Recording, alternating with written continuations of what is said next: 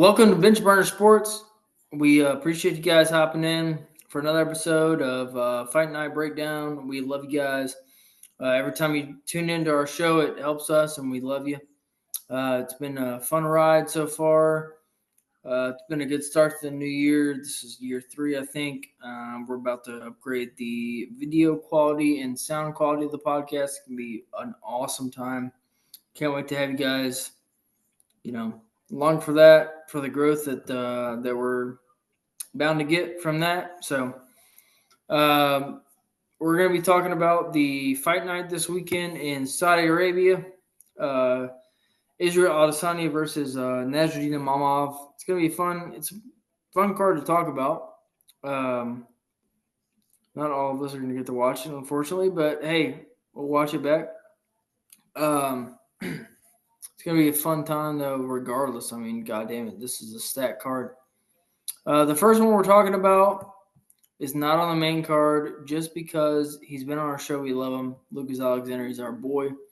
We got to talk about him a little bit. He's fighting Bogdan Grad, 14-2. Lucas Alexander is 8-4.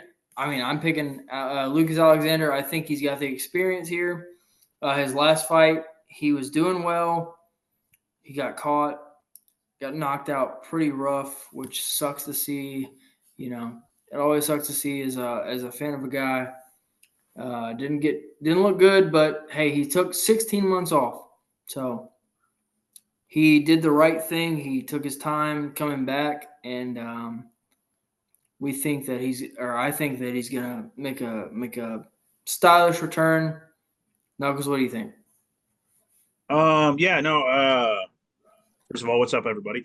Secondly, I'm going to go with Lucas on this one. I just think that he has more experience against tougher competition than Bogdan does. I mean, I'm not saying that Bogdan's a bad fighter. I just think that Lucas is more technically brilliant. I think he got a little sloppy. I mean, I'm just going to be blatantly honest and open. Obviously, he's a friend of the show, like him a lot, but I'm going to be critically honest in that he made a lot of technical or I would say just minor mistakes, not even minor. It ended up costing him the fight, but just some mistakes that could be shored up. And I think, again, he hasn't fought in 14, 15, 16 months, somewhere right along there. He's fighting in February. Last time he fought was in like November of 2023. So about 15 to 16 months. So it's been a while. I think that he's going to win. I think he's going to win by decision. Bogdan was in a scrap on the Contender Series that he won a split decision on, got a contract. Surprised by that because Dana's not big on giving contracts out to splits. But if I remember right, that was a banger of a fight. But again, before that, he was a sacrificial lamb to, I believe it was Tom Nolan. Let me look. I'm pretty sure I'm right. It was Tom Nolan. And Tom Nolan has proven in the UFC that maybe he's not as good as we thought he was. And therefore, MMA math in my head, I'm just saying that Lucas is going to win. I think the time off and just his ability, I believe he'll win this fight. I believe it'll be a decision. Squared, what do you got on that, man? I don't have a whole lot to say, to be honest. Fan of Lucas, friend of the show, so I'm going to go with him just for the reasons y'all said. I'm putting my faith in y'all, so don't let me down. And I'm also – a good fight. If anyone out there is like, man, I go with Squared's picks, just don't put this one on me. That's all I'm saying. I know someone out there is a dedicated fan of mine, and I appreciate it. But they make all their bets. This one off the parlay because I don't know what I'm talking about. Oh yeah! All right. Oh yeah.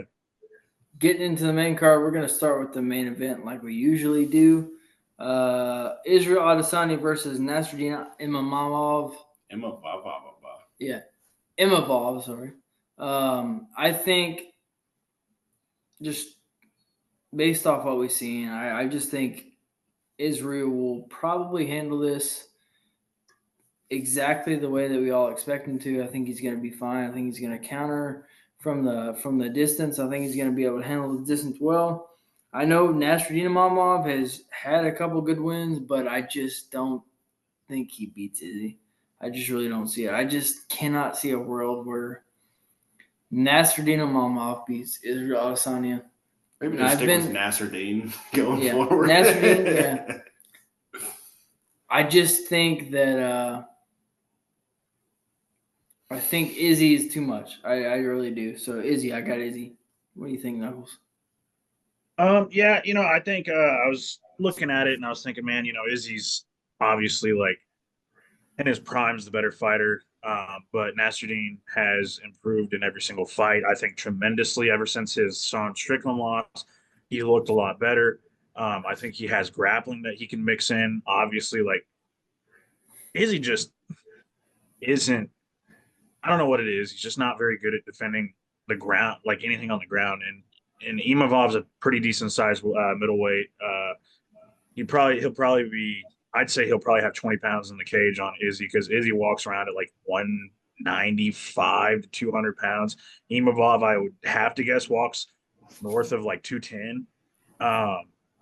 And so when they're in there in the cage, he's going to be so much bigger. I think that helps. I know he's not like a grappling legend, but I believe that he'll be able to take him down to the ground if he wants to. But also his striking prowess is very, very good. And he's showed in every fight that he's gotten consistently better. But going from Brendan Allen to Izzy is a huge change. It's a very, very stylistically different type of thing. But his confidence is growing significantly. I think that he did a very good job against Allen, and he also did a very good job against Jared Cannonier also. And I just think he's getting better with every single fight. I think the Sean Strickland fight taught him, whereas Izzy has, he's won some, lost some. Obviously, he's lost a couple in a row or whatever. But he has been consistently declining since probably the second Whitaker fight. Just like obviously he had the moment against Pereira, which was phenomenal.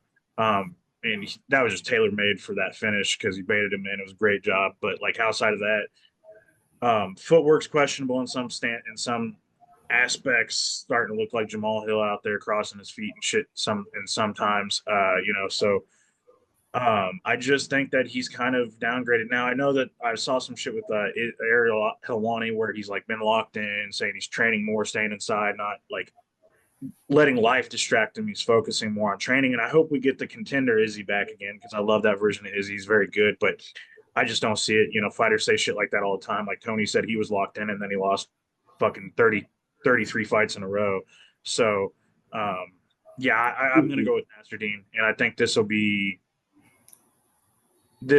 be not Izzy's final fight, but it'll be like the fight that like, okay, Izzy's hopes in the title picture anywhere in the top 5 is probably done now. I would say that's kind of like Rob whenever he lost to Hamzat and DDP. It's kind of one of those sobering moments for Izzy, and I think it's going to be similar. So that's my pick, Imavov, and I'm going to say that I actually think he might stop him late. So, yep. I know it's kind of wild, but I have this feeling he's got pretty stiff punches. So I'm looking for like a 4th round TKO. Squared, what's your pick, man? I got to disagree with you, man. I think that Izzy's going to win this one. I think he's going to have his hands full, like you said. Nassordine is getting better every fight. Meanwhile, Izzy is trending downwards. Like you said, probably since the second Robert fight, it's just been kind of a different. He's not as sharp as he was. He's shown moments that he still got it. I mean, the dude in his prime was, can't really even put it into words. He was sharp as hell, and he's a little dull now. But I think that he's still got the facilities to take care of Nassordine. I can see this fight playing out a number of ways. That Nassordine does have his advantages for sure, and that's why I do think that Izzy will have his hands full. But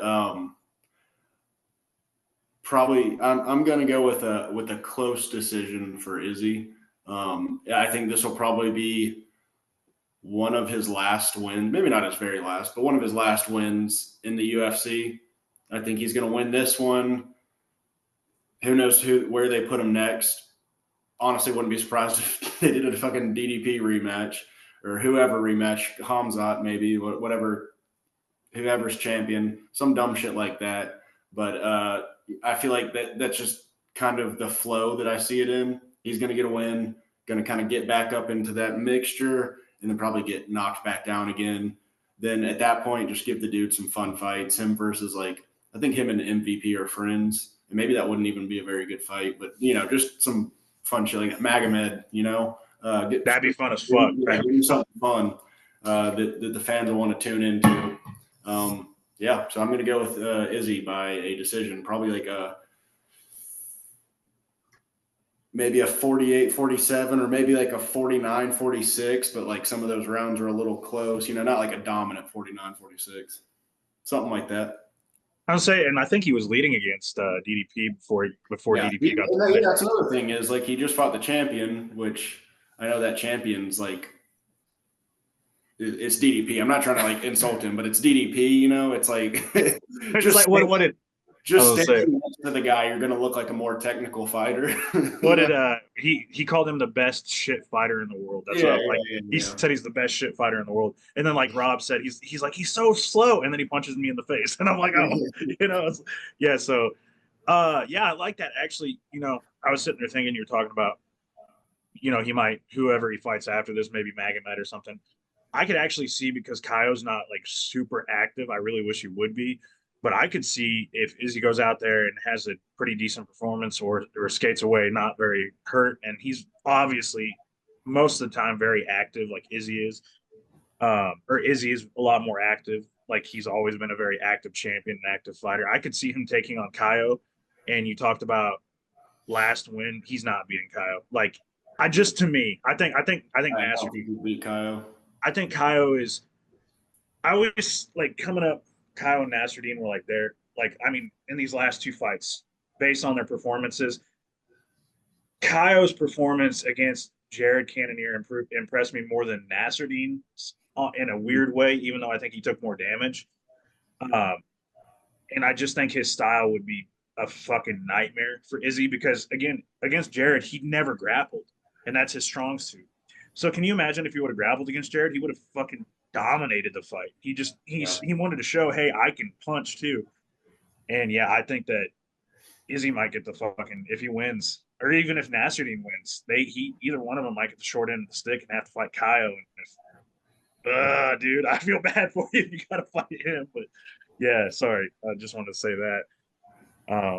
What do we got up next, man? Next up is Magomed Shara Bullet. That's what we'll call him. Sharputin Magomedov versus MVP. This one, I honestly think MVP takes it. I think it's a close fight, but I think when you're talking about two elite strikers, and they are two elite strikers, I gotta think that eye just has a disadvantage. I know it's Sharputin. I know he's proven it time and time again, but I just think when you put him against an elite striker, we're talking about one of the best in MVP. I do think MVP takes it. I just think 2 eyes to 1. I think he takes it. I really do. Knuckles, what do you think? So there's a lot of variables and questions around this, obviously, with the weight move for MVP. He's not a very small welterweight anyway. He's a pretty big welterweight. So I don't think they'll be that far off in size. I think Magomedov on the fight night will probably have maybe a 10-pound difference on him. But again, when it comes to striking, I mean, obviously boxing weight classes are there for a reason, but when it comes to technical flowing strikers at MMA, I don't think it makes as much of a difference. So I don't think the strength will be there for Shara, where he's gonna just touch him once and MVP is gonna be dead. Also, MVP is pretty tough. He's only been really flatlined once, and that was against Diego Lima because Diego Lima hit him with the most perfect shit I've ever seen. But I don't know, man. I just think he's too technically brilliant for Shara. This is also a huge step up. I know. Armin Petrosian was world kickboxing champion and stuff like that, and I also picked Armin to win, and he was looking good until Shara said "fuck you" and hit him with the double bullet. But I just think that MVP is too flowy, too brilliant. I don't know the what do you call it? The size discrepancy. I know MVP's around 6'3". I think Shar is like 6'2", 6'3". I would have imagined MVP's got a reach advantage. I'm not gonna, don't quote me on that, but like I can just imagine he's very long. And Shar is not going to do what Ian did to win the fight, which Ian just grappled and took him down and hugged him. Shar is not that type of fighter. I could see him trying to do it. I just don't think he's going to have the success, especially after seeing MVP trying to improve his grappling. Obviously, he beat Carlos Condit in that submission grappling. I think it was underground grappling or whatever it was, which was super impressive. But anyway, I'm saying this is all my soapbox speech I do every time. Just kind of giving people a look at what I'm thinking. And I just think that that MVP has fought significantly better competition over his entire career, even if it is at a different weight class. He's just significantly better, I feel like, in all aspects of the game, outside of like maybe grappling, obviously. Like I feel like they're about even because neither one of them are great. But also Shara got like held down for, I mean, he still won, but he got held down for the majority of 3 rounds against Michael Jacek. So it makes me think that he's not like fucking great at grappling, and he's not going to try to grapple against MVP. So yeah, MVP is going to win. And he's 37. I am predicting that this is going to be MVP's best performance and best win in the UFC, and I think he's going to knock him out with some wicked, wild shit counter, like maybe like a step back snap kick or some shit. I'd love to see her flying knee that crushes the skull like Cyborg, like he did against Cyborg, just something like that. So yeah, I got MVP, and I think this is going to be his best performance. Shara is still there to, you know, win and look good, but yeah, I've got MVP because I think also Shara might get hit with what I'm calling the full violence curse, because most people after they have a clothing drop with full violence, they go on to either lose or have a very questionable performance. Which I fucking obviously love full violence, but I'm starting it. It's the full violence curse. I think that Char's going to get hit. It takes so long to get shit to people. But yeah, I mean, by the time that Char's shirt will get, like, if I order one, it's going to be, he'll have 2 other fights in by the time. But no, I'm not. Anyway.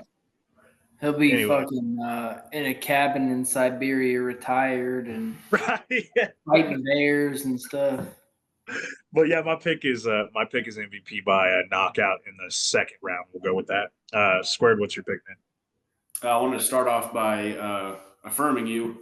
MVP does have the reach advantage on Magomedov, Charbullet, 6 inches, 79 to 73. I am going to go with MVP on this one. I think he's just a little too sharp, a little too technical for Charbullet. Charbullet's a great fighter, a great striker.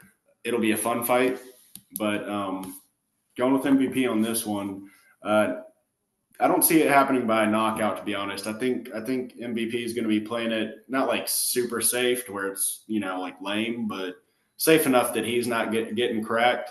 That being said, Magomedov can crack, so I'm excited for this one. But yeah, I'm going with MVP on it. Yeah, I just now realized I was calling him Magomed.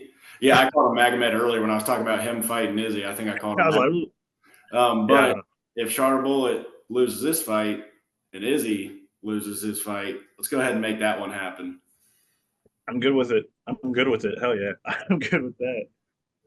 All right, Max, what's up next, buddy? Yep. Up next, we've got Sergey Pavlovich versus Jairzinho Rozenstruik. I'm going to go ahead and go Sergey Pavlovich. I just think he's too much. I think he overwhelms him. I don't think Rozenstruik does good against people that overwhelm him. We've seen it with Alistair Overeem, Francis Ngannou, people that will step up to him and throw some punches. He just doesn't do that well. He's a distance kickboxer. He's a counter kickboxer, but I just don't think he can counter kickbox Sergey. I think Sergey makes a little comeback here and probably knocks him out pretty early, honestly. Knuckles, what do you think?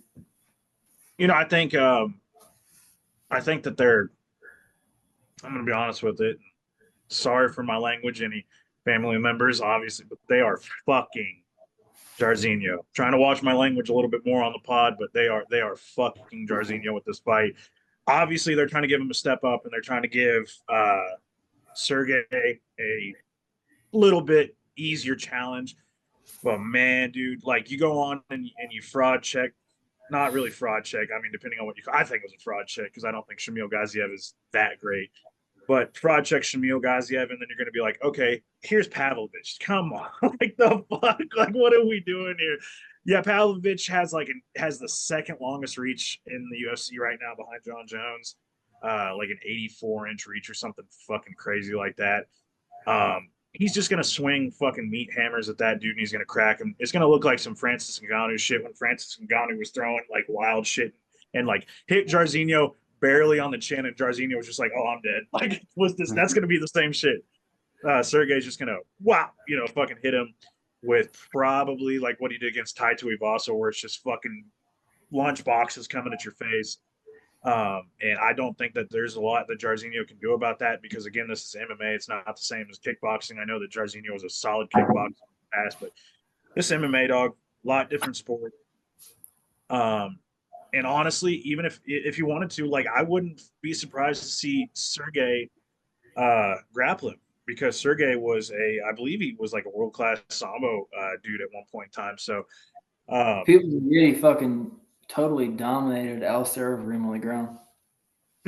Yeah, I know. That was the weirdest shit ever. That Alistair of all people took him down. I was like, that was again, like in hindsight, I didn't know who Sergey was back then because that was his first fight. But like Alistair taking him down and like dominating him, I was like, and then I found out that he's like a world class Sambo. Yeah, that's what happened. Alistair wrecked him on the ground. Sure, my bad. Yeah, dude ran through him, but no, I thought you were fucking with me. But no, yeah, Alistair fucking ran through him on the ground, which was weird.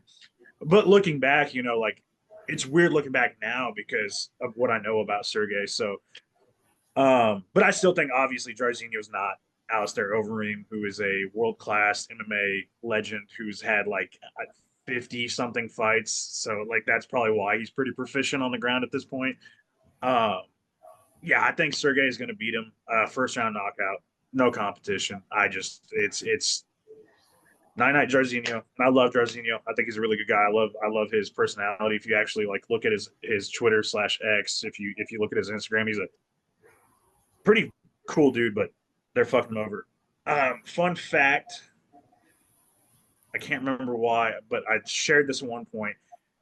Suriname is the country with the most rainforest or most forest cover out of any country in the world. It's 90% covered by rainforest. Fun fact. So there you go about Suriname. That is my fun fact about Suriname and Jairzinho. But Sergey Pavlovich is about to come with the axes and cut that forest down. So what's your thought on that, Squared? So I've also got a fun fact about Suriname. It's dog shit. But the rainforest thing's cool. I'll give him that.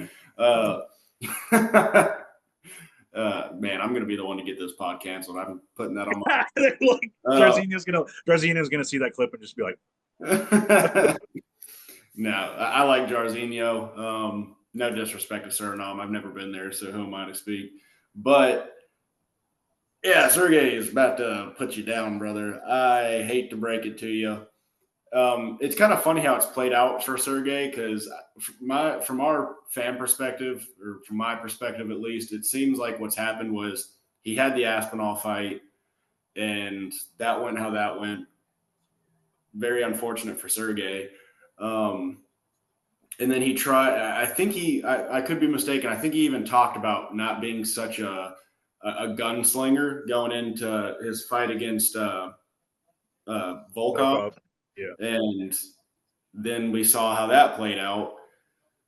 So he's got to find that middle ground. But I will say this, and y'all kind of alluded to this, if there's anyone to bum rush, it is Jairzinho. That man will fold under the pressure.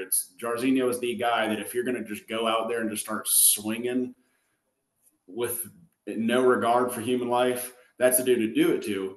Which is funny because I remember thinking the exact same thing when he was fighting Tuivasa.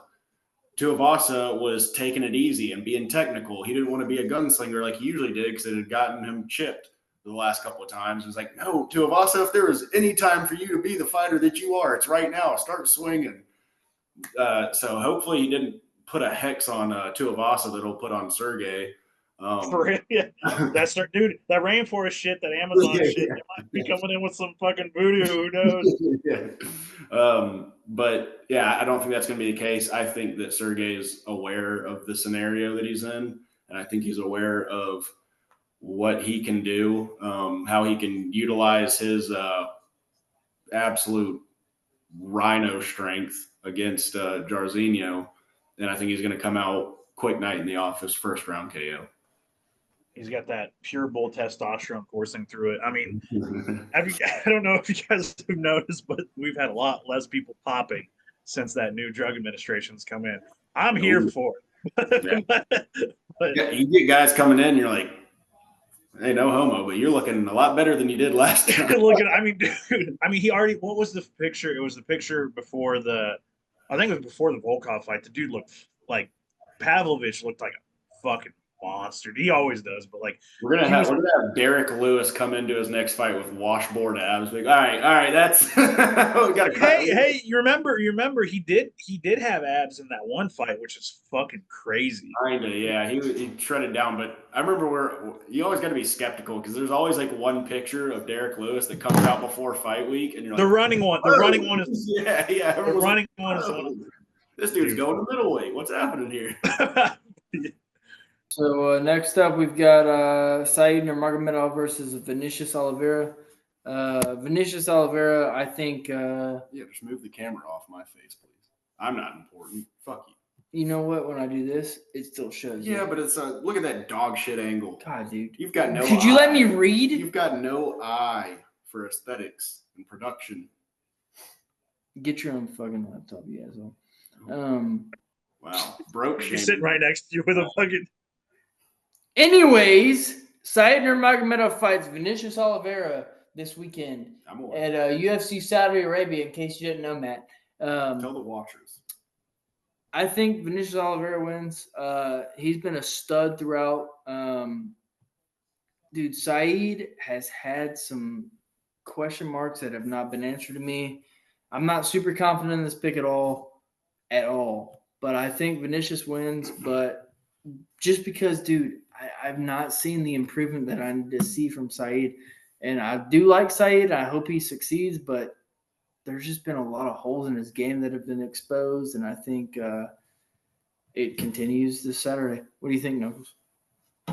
Man, what you said about Said, I mean, I feel the same about both of them. I feel I would say that Loke Dog's performance against Ricky Simone was more so Ricky Simone kind of like shitting the bed than it was like Loke Dog looking phenomenal, because for 2 rounds Ricky didn't attempt to take down, and I'm like, what are we doing here?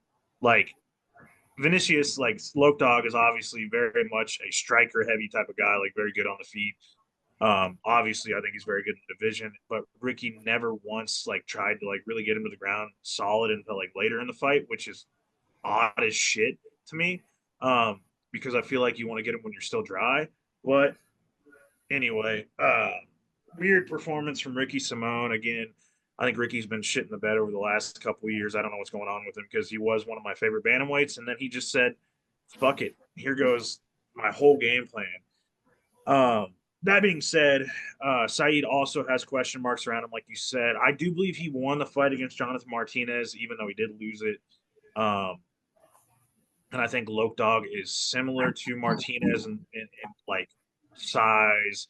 He's a little more wild than Martinez is. I think that Said wins, and I believe that Said will probably win a fairly boring decision. I think he's going to lay on him a lot.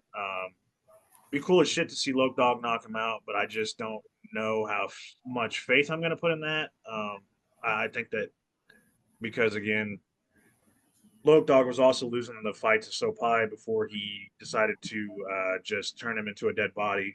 And yeah, so I don't know, man. It's with Loke Dog, the possibility of a knockout's always there. But Said has that.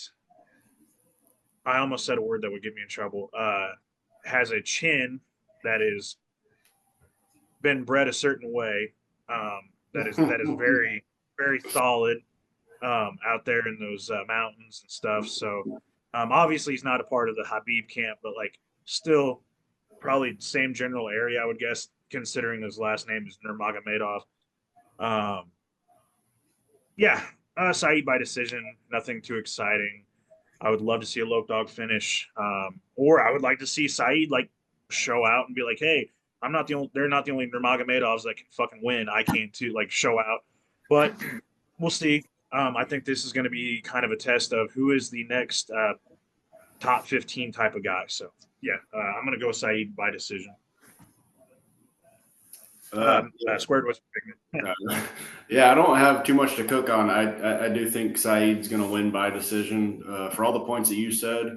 Vinicius has a pretty, I don't say like a glaring hole in his game, but it is there, and people who watch this film are going to know it. The dude can be held down. That was apparent in the Sopai fight, but on to Vinicius's defense, we saw how that turned out for Sopai. So dangerous fighter through and through, dangerous fighter to the very last bell. But I just don't think he's going to get that kind of the break, because what happened was Sopai ran out of gas and was just completely cooked by the end of that fight. I don't think he's going to catch that kind of break in this one. I think that Saeed's just going to hold him down. I hope Saeed can make it, like you were saying, I hope he can make it entertaining and maybe get a submission, or maybe just make it like a dominant mauling that's at least like kind of. He has good submissions too, Yeah. So I hope he can pull that off. But I'm seeing this go into a decision. Hell yeah. Sorry, I was looking up stats for the next fight. What do we get? What's the next one up there, Max? Last one is going to be Muhammad Naimov, whatever. No, Mike Davis and Ferocium. Now we're skipping Naimov. What? That's not on the main card. Is that on Tapology? Fuck. Yeah. No, they just moved Mike Davis. Shit, you're right. Frazion versus Mike Davis. I didn't even know Terrence. Yeah, because I'm looking at fucking what's his name's Marcel just dropped the new card today, like the reorganized. So the next fight should be Mike Davis and Feroz. My fault.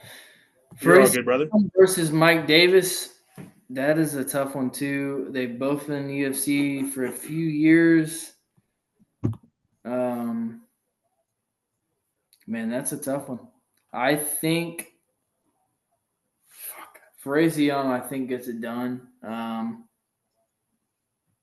did look at that earlier. I think Frazion gets it done. I mean, it's going to be a finish either way. I think we're talking about fight of the night with that one. I think we see some high-level scrambles. I think we see some high-level grappling or striking exchanges. I think Frazion might catch him, maybe. But I don't know, man. That's a tough one. Knuckles, what do you got? Yeah, man, it's going to be Mike Davis, simply because Ferocium almost lost a split decision to Claudio Puelles, and that tells me everything I need to know. So, yeah, no, actually, being for real, I think the reason that Ferocium looked so good against Steamroller in his last fight, obviously the length played a massive part in it. Feroz is 6 foot, very long for 6 foot. Mike Davis is also 6 foot, not quite as long looking as Feroz, but he is very. I keep saying Feroz like Feroz Zahabi. I think it's Feroz, but I don't know. I don't want to be. Zion? Yeah, Feroz Zion. I think that's right. So it is Feroz. Okay, so Feroz, I just think that Mike Davis is a very good technical striker. He's not going to brawl like Matt Favola tried to do. I just think overall he is a better MMA fighter with ground and stand up. And again, like the fact that just the way that Feroz looked against Claudio Puelles, I know that's been so long ago, but like, man, dude, this guy like leaves me a lot of questions. And ever since Mike moved back down to 55. He's looking like a fucking killer. I know that. I think his last loss was against Gilbert Burns. Yeah, that's what it says here. Gilbert Burns was his last loss. My one problem that I will say, huh? Who are you talking about? Mike Davis. His last loss was against Gilbert Burns. Oh, you might be right. Sorry. Yeah, because he was fighting a welterweight, I think. Then, or it was either he was fighting a welterweight or Gilbert was fighting it at lightweight. Still, I don't remember. Right. 2020, yeah, 2019. But so that goes back to being said. What I wanted to say is that my one concern for Mike is that he is very, very, very like not active. Doesn't fight very often, and that's concerning because honestly, like the dude should be a top 15, top 10-ish lightweight, like if he lived up to his true potential, but he does not fight enough. He's 32. That's another concern. But I still think he gets it done. I think he's a better fighter overall. I just want to see him be more active because obviously, historically, accurately, when fighters hit that like 35 mark at lightweight, they're just like, it's like a cutoff point, outside of like a few guys. But I think Mike Davis gets it done. I think he probably finishes Faraz. I will say that I do think Faraz will have very much a lot of success as well. I think it's going to be a scrap, and like you said, I think this is going to be the fight of the night. It's my prediction for what might be the mark of the card. I don't know, but anyway. All right, Squared, what do you got on this one? Not a whole lot, to be honest with you. I'm just going with Mike Davis just because I think he's got it. He isn't active, but he is on a roll. So I appreciate that more. That's just me. Probably going to win it by TKO, maybe KO. Don't have much else to say. That's that. I'm pretty sure Mike Davis, unless I'm thinking of somebody else, he's got that one tattoo that's like pretty much him saying like, I'm going to punish you on behalf of God. And I just love that. Something like that. It reminds me of that one Key and Peele skit where the guy's like, God sent me to, crazy. Yeah. The MMA thing, right? Yeah. The MMA. Yeah, that. Yeah. You serious? He knows we're just talking, right? Yeah. We know we're just talking, right? And then he shows up and fucking chokes him out. Where'd he go? Yeah, that's a good one. Oh, dude. Yeah. Well, yeah, I think that's it, you guys. We appreciate everybody for hopping in. As always, Bench Burner Sports. We do this shit every week, whether it is, our regular episodes, our live series, Stoking the Coals with Knuckles and Matt. Fucking idiot. Keep going. Got to keep the name going. That was not nice. Fire? Fucking Around the Fire. Around the Fire. We get another one of those coming up with Bailey King. That's going to be fun. Keep the lookout for that within the next week or so. We'll be promoting it all next week. Dude just got a fucking 19-second knockout in the first round. That was fun to watch.